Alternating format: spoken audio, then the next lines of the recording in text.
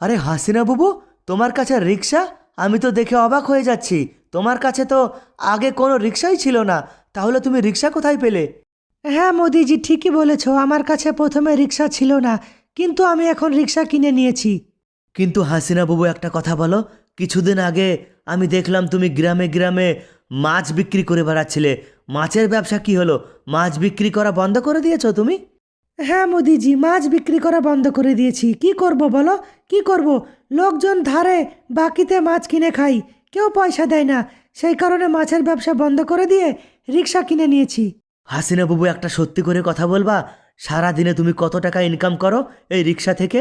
এই রিক্সা চালিয়ে কত টাকা ইনকাম হয়ে যায় তোমার? বেশি হয় না মোদিজি, 700 থেকে 1000 টাকা প্রত্যেক দিন আমি ইনকাম করি এই রিক্সা চালিয়ে। আরে হাসিনা বাবু, কি বলছো তুমি?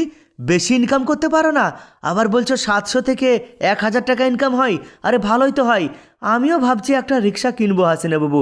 এই সাইকেলটা বিক্রি করে একটা রিক্সা কিনবো, কেমন হবে হাসিনা বাবু বলো তো? আরে যাও তুমি এখান থেকে মোদিজি, যাও এখান থেকে, ফালতু লোক কোথাকার। তোমাকে তো আমি টাকার অঙ্ক দেখিয়েই ভুল করলাম। তুমি কেন রিক্সা কিনতে যাবা? যাও এখান থেকে। আরে হাসিনা বাবু, হাসিনা বাবু, তুমি তো বসেই আছো, তোমার কাছে কোনো প্যাসেঞ্জার নেই।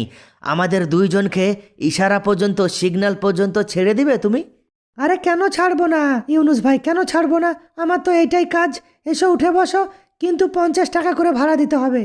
হাসিনা বাবু, আমাদের কাছে কিন্তু কোনো পয়সা নেই, আমরা পরে দিয়ে দেবো। বাকিতে নিয়ে চলো আমাদের, বাকিতে পরে পয়সা দিয়ে দেবো তোমাকে। কাদের ভাই, আমার কি মাথা খারাপ নাকি? এই বাকির কারণেই আমি মাছের ব্যবসা বাদ দিয়ে রিক্সা কিনেছি। তোমাদের কাছেও আমি মাছের টাকা পাই এখনো, তোমরা শোধ করতে পারোনি। আজকে বলছো বাকিতে নিয়ে চলো? আমার কি মাথা খারাপ নাকি? পকেটে পয়সা থাকলে চলো, আর না হলে হেঁটে চলে যাও। ভিডিওতে লাইক করো, শেয়ার করো, চ্যানেল সাবস্ক্রাইব করো। ভিডিওটি ভালো লাগলে চ্যানেলটিকে সাবস্ক্রাইব করুন।